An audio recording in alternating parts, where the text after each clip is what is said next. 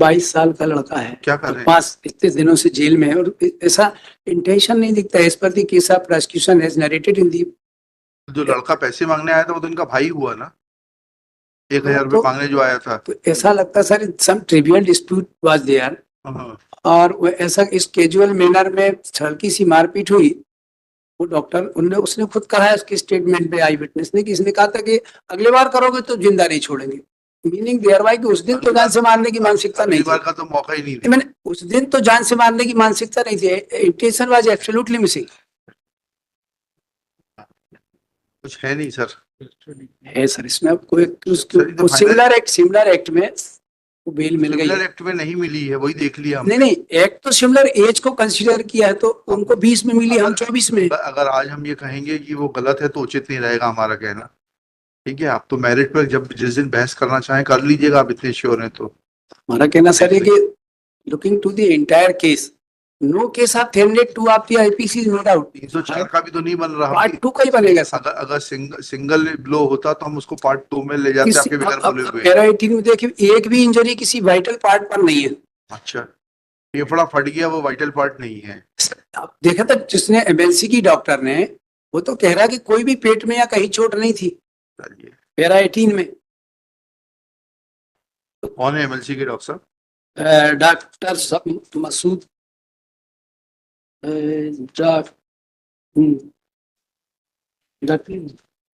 PW3 doctor.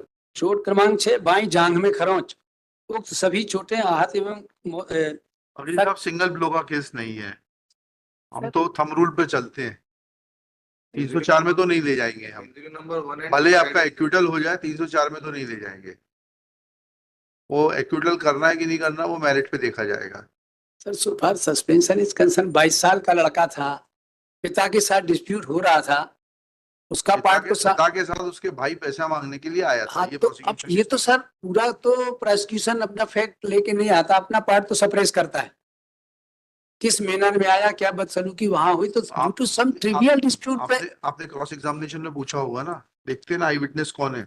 हाँ sir, जिसने जो हु इज द इन्फॉर्मेंट, कौन है? मैं कथन सर, मैं पूछताछ बताया कि पति पर रहता हूँ, मजदूरी करता हूँ, अपने माँ बाप से पत्नी को लेकर अलग रहता हूँ, आरोपी अपने पिता कल्लू इज दी फादर।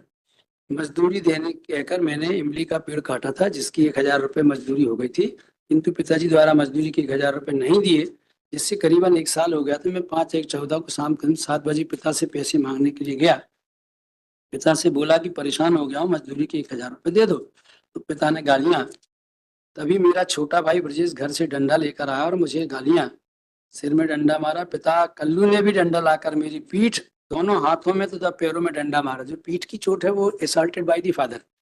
वह एक डंडे का सीधा और एक का मेरे पेट में मारा। ये भी फादर के लिए जो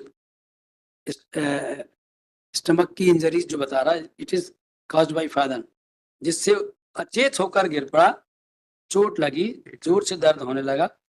पत्नी गिरजाबाई दिनेश ने भी बचाव किया।